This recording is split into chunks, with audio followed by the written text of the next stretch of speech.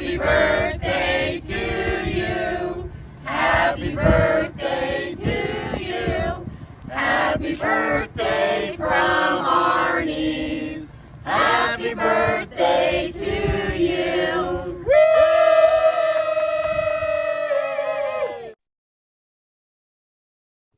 Welcome to Arni's birthday Zoom. This is a privilege for me, Ben McCall, and a former Purdue football player. A lot more than that, as you'll find out here shortly, but 1977 to 80, part of that great Jim Young recruiting class that really turned the fortunes of Purdue football around on a dime. Ben is 64 years young. I'm sure he could still play. I know he can still play. He says he can still play bad golf, which we all can do that. So that part's good. But Ben, happy birthday. And so thanks so much for taking the time to join us today. Thank you for having me.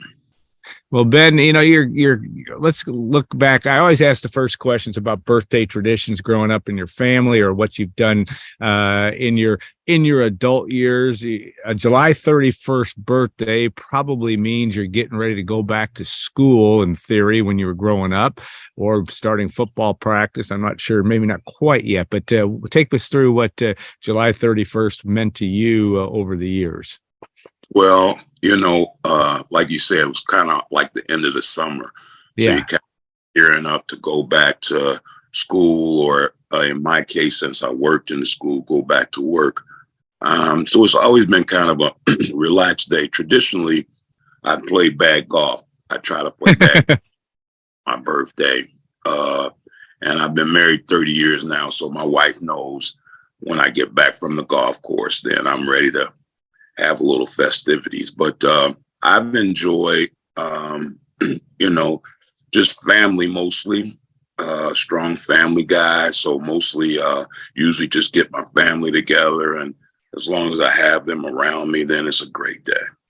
Yeah, no doubt. Well, you played in a magical time for Purdue football, partly because you guys made it that way, to be very honest, 1977 to 80.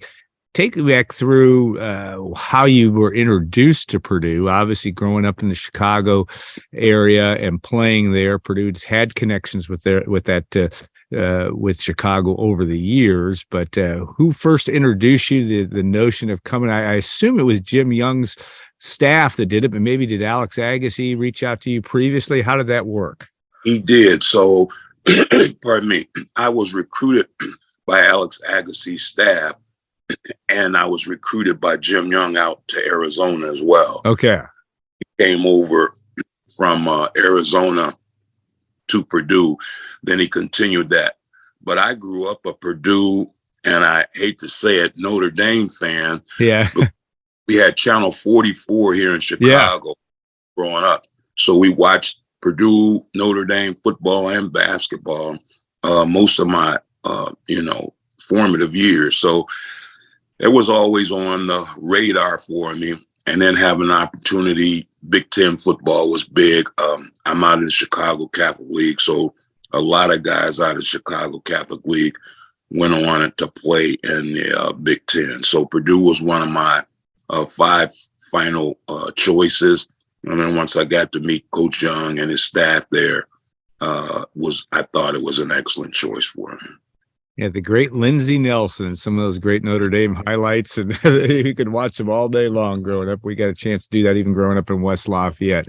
All right, you had when you made that choice, and you come as a freshman in 77. That was a turnaround year. You guys go 5-6, 78. You really have a great year. And yet your playing career, you getting on the field a lot, happened really toward the end of the 79 season, your junior year, where Purdue's only 10-win season in its history, and yet nobody came up bigger than number 13. That was your number. We'll talk about that in a second. But those games against Michigan, Indiana, and Tennessee, you gained over 500 yards in that season, and you came up big in those games. But take us through that experience, and maybe also a little bit of that experience of what you learned for waiting for your opportunity to really have the limelight and have a chance to make a huge contribution to your football team. Sure. So, my freshman year, I got hurt. Yeah. Practice. And then my sophomore year, when we came back, believe it or not, I played in every game my sophomore year, but only carried the ball 11 times because at the beginning of the season, we were playing Michigan State, and I got hit and fumbled.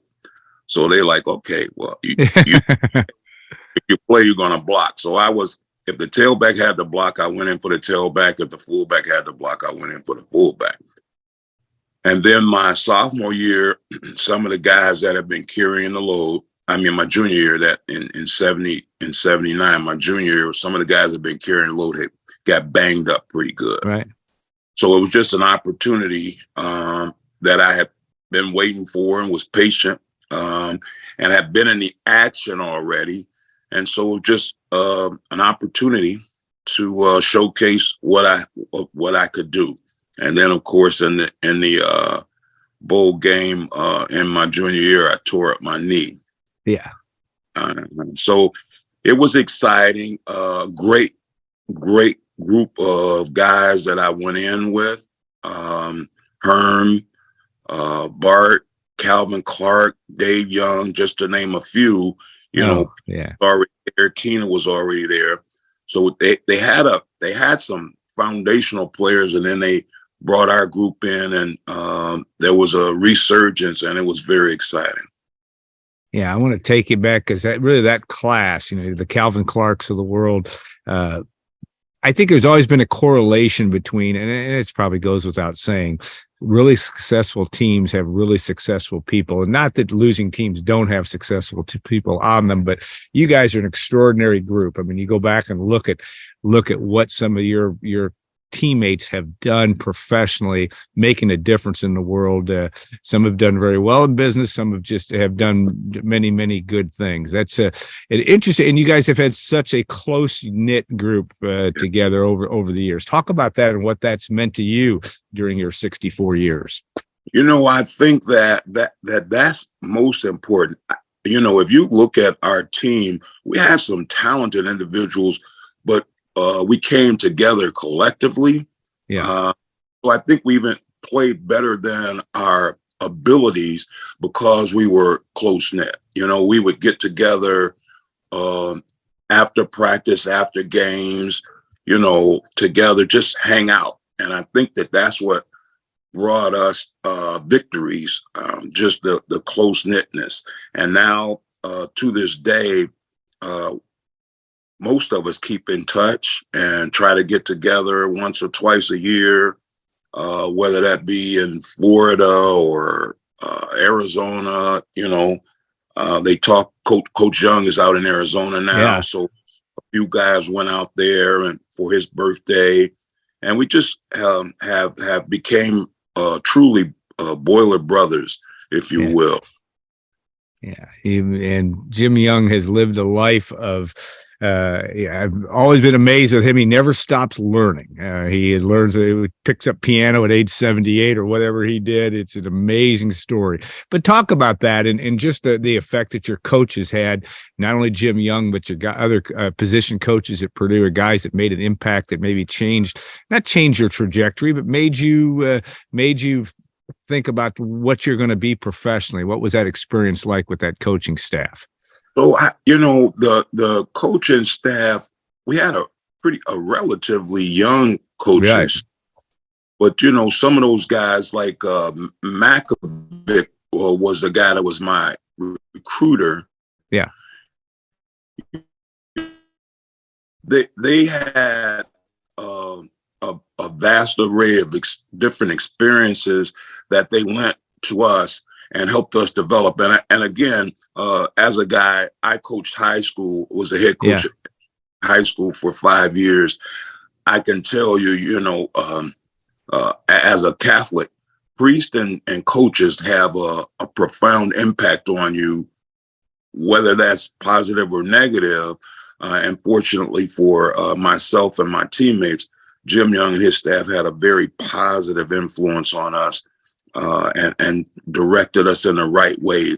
They were strong on character building, and I think that helped all of us in our pursuits after football. No question. All right, now take me back to that Michigan game, 1979. one of the, Ross-Ade Stadium, this is the 100th year, Ben, of Ross-Ade Stadium this year. And one of the great games in the history of that facility was in November of 1979. And in fact, the picture that's going to be out with this story today is of you holding up the ball, I believe, after scoring, and your entire offensive line about ready to pile onto you. Talk about that game and what that meant to beat Bo Schembechler's team. They were ranked 10th. You guys had started that year at very high hopes. It had a good year. This helped make it a great year and Purdue's only 10-win season in its history. But talk about that memories of that game. When the head hits the pillow at night, do you ever think about those great moments in Ross-Ade? Well, for sure, we, as old guys at 64, reminisce as well, right? But it was exciting. I think that we were again in a position where we were confident in each other and believed in each other. Bill Kay had an exceptional game. Yeah, three picks, I think. Yeah. And they talked about Anthony Carter. Our DBs kind of shut them down. And then against Michigan that year, and some Michigan guys, of course, told me this, that nobody rushed 400 yards against them. So I had 98 yards and 2 touchdowns. And I remember that well enough. So when I do see some of those Wolverines, I remind that. That's a good tact, Ben. At any age, that's a good idea. But the next week, 148 against Indiana. And I know you're an Illinois guy growing up, but that bucket game, you guys as freshmen, yes, lost the bucket, but then won 3 in a row. But that was a special day as well, and really one of the best games between Purdue and Indiana, because the Indiana team went to the Holiday Bowl that year. Lee Corso's team, was really probably one of the best games between two of the best. And really, it's usually IU's the one that's got to hold up its end of the bargain. But IU was really good that year, obviously. Talk about that game. I remember a very warm, lovely, late November afternoon in Bloomington, but that was a special day for you. You know what it was?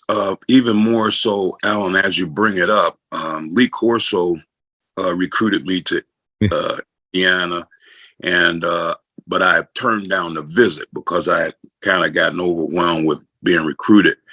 And so he said, well, if you don't visit us, we're going to whoop your butt every time. But the 3 years that we won, every year that we won, my sophomore, junior, senior year, I scored at least 1 touchdown in each the old bucket, Oak and Bucket Ball games. And so after each game, it was always a pleasure to go over to Coach Corso. Coach, yeah. But I enjoyed that. And again, it's a team effort. As a running back, I know that nothing I did was possible without those guys in the trenches. So those linemen did a heck of a job for us. Yeah, spoken like a true empathetic and grateful running back. That's what you are. Number 13. Did you wear that jersey number? And obviously, Purdue's had John Wooden wore number 13, Glenn Robinson wore number 13, Ben McCall wore number 13. Did you wear that number all throughout high school, or how did you get to that jersey number? Or was that just the way it fell to you? You know what? I wore it in high school because my brother wore it in high school. My brother was a quarterback at another Catholic high school in Chicago. So one of my older brother, I wanted to emulate him because he was a great role model for me. So I wore that number. That was kind of like the McCall number, if you will. Yeah. All right. You spent an entire career of making a difference in kids' lives. You paid it back and paid it forward, I guess maybe is the best way to say it, with your career. Social work, but also working in public schools and in schools. Last 5 years in mental health. Just as you kind of encapsulate that now that you're retired, so to speak, talk about that and the need for people, not just people like yourself, but mentors and the importance of dealing with mental health. How does that all come to a head for your experience, and as you look forward to our future and trying to solve some of the problems we have as a society moving forward? You know, Alan, it's amazing how one moment in time can make a difference in a person's life if you just, take the time to be kind, right? Yeah. Show that you care, that you care about them. And once they have that relationship and that rapport, then they know that you have their best interest at heart. And for me, you know, social work for 39 years, actually. And in that time, the adults now that come back and say, hey, Mr. McCall, I want you to know you made a difference in my life, whether you knew that or not. And so I think just taking time to listen to somebody, you don't have to have all the answers. Sometimes you have to be very honest and say, I don't have an answer, but I'm willing to listen to you. And I think just taking the time to listen to somebody has been kind of my go-to, that I was willing to listen, that I was willing to pay attention, and being honest. If I didn't have an answer, to say, I don't know the answer, but we'll try to work through it together. So it's been very rewarding for me. Yeah, I can tell that just by the way you express yourself. Okay, Purdue 2023 has a 37-year-old coach. You certainly, Jim Young was not all that much older than that when he came to Purdue, and you had obviously Lee Larkins, Mike Hankwitz, other guys on that staff that were really young at your time. But talk about that and maybe what you see for Purdue football. I don't know how much if you've had a chance to meet Ryan Walters yet. Very energetic, very positive, very strategic, it seems.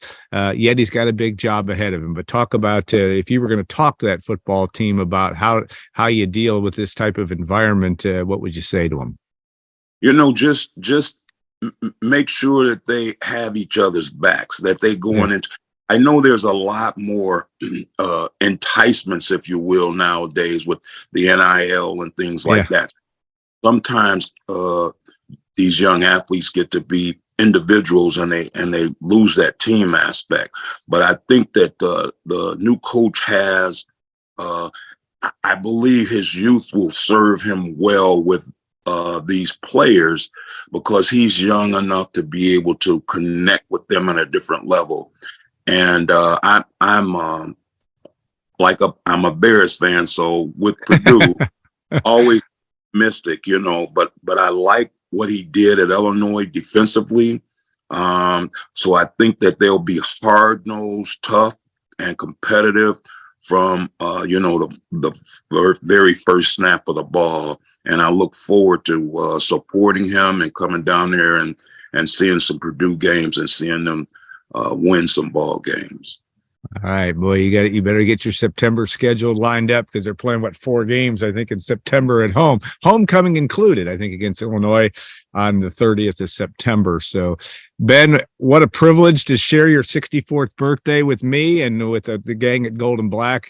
Your message resonates. And that's a great thing from that standpoint. And it was great to share some of the great memories with you. Have a great birthday. And I loved it. You sent some nice pictures from a trip to Spain. I assume maybe some travel and stuff will be on your horizon down the road, but it also will be that 2.5 hour trip or whatever that is for you down to West Lafayette. We'll look forward to seeing you in Ross-Ade, hopefully this fall. Okay. Thanks for having me, Alan, and have a great day. Appreciate you celebrating my birthday with me.